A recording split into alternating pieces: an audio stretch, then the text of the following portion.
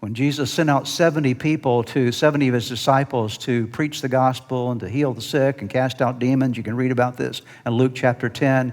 They came back and they're excited because the demons were responding to them, and they were all thrilled about this. And notice what Jesus said in Luke chapter 10, verse 18. This eternal Savior said, he replied to these disciples, read it with me, I saw Satan fall like lightning from heaven.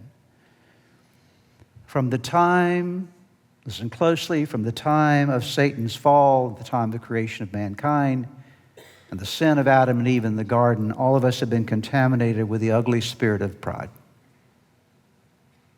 I'll say that again. All of us have been contaminated with the ugly spirit of pride. And I use those words carefully. It's an ugly thing, pride is, but it's an ugly spirit. It's not just a character trait. It's not just something as, oh yeah, people have it from time to time. No, it's something that is a spiritual thing that gets rooted inside of us that needs to be driven from our lives. And when we are prideful, we're trafficking in demonic territory. You might say, well, Pastor, you're scaring me. Good. Okay.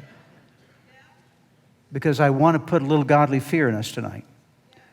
Because sometimes we need a little godly fear. It's called the fear of the Lord to awaken us and help us to recognize some things that we need to work on in our life. Because if you come to church every weekend and all you go away with is feeling blessed and I'm so happy I went to church and it was such a good message, that's wonderful. I hope you get a lot of that. But sometimes you need to go home hurting a little bit. Not in a negative way, but making yourself think about where you are with your life and thinking about where you are in your relationships and thinking about what's really going on inside of your life so that you can allow God to work in you and me as we need Him to do in our lives. And so when we're prideful, when we're arrogant, when we're prideful, we're trafficking in demonic territory. And this is why pride is so dangerous. It's why it's so destructive, because its roots are demonic and its impact is hellish.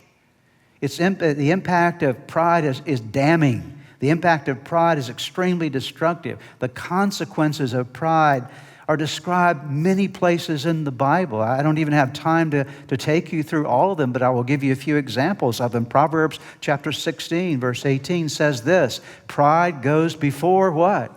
Destruction. It goes before destruction. This is demonic in nature because the thief comes to steal, kill, and destroy. Pride goes before destruction, a haughty spirit before a fall.